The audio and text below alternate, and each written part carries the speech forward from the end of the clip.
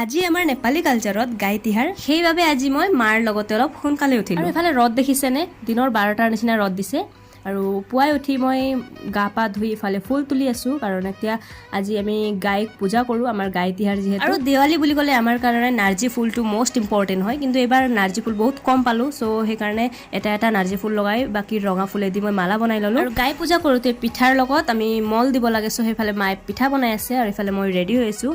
আৰু এফালে দেখিছেনে এবাৰ মানে মা আৰু মই অকলে ঘৰত পূজা কৰি আছো গাই পূজা কাৰণ অইনবাৰ দেউতা আৰু দাদা থাকে এবাৰ মিছ কৰিছো আৰু এফালে গাই পোৱালিজনী নতুনকে দিছিল মানে এমাহে হৈছে পোৱালি দিয়া সো ইফালে ইমান কিউট লাগিছে মই ভাবিছিলো কিউটকে এটা ফুট দিম কিন্তু তাই লৰি মানে ইমান ফুট ভালকে লগাবই নিদিলে আৰু এনেকে গাই পূজা হোৱাৰ পিছত মই ইফালে বোমা ফুটাব লাইছো কিন্তু মোৰ বহুত ভয় লাগে হলেও ফুটাইছো আৰু কিবাকে পোৱালি বুলি আৰু এফালে দেখিছেনে ভৈলি খেলিব আহিছে আজি লক্ষ্মী পূজাৰ দিনা আমাৰ ইয়াতে দেউচি ভৈলি এনেকে খেলে আৰু ফাৰ্ষ্ট ইহঁতে আহিছে আমাৰ মোৰ ষ্টুডেণ্ট কেইজনী আৰু বাইদেউৰ ল'ৰা এনেকে আহিছে আৰু ঘৰত তেনে কোনো ল'ৰা মানুহ নাই কাৰণে ময়ে ইফালে নাৰিকল কাটি আছিলো কিন্তু 3টা নাৰিকল কাটিলো গাইজ কন্টিনিউ সব বেয়া এটাও ভাল নহল মানে লাৰুৰ কাৰণে কাটিব দিছিল মাই আৰু যোৱাকালি লাইট লগোৱা হোৱা নাই কাৰণ আমি খুৰা এজনক মাতিছিলো খুৰা কিবা কামত ব্যস্ত থকাৰ কাৰণে নাহিলে সো ইফালে মই ইফালে লাইট লগাই আছো আৰু খুৰাই কৈছে এনেকে লাইট তুমি লগাই ল'ব পিছত মই জইন কৰি দিম এনেকে মই আজি লগাই আছো আৰু গাইজ মোৰ ফালৰ পৰা আপোনালোক সকলোকে পোহৰৰ উৎসৱ দীপাৱলীৰ শুভেচ্ছা জনালো।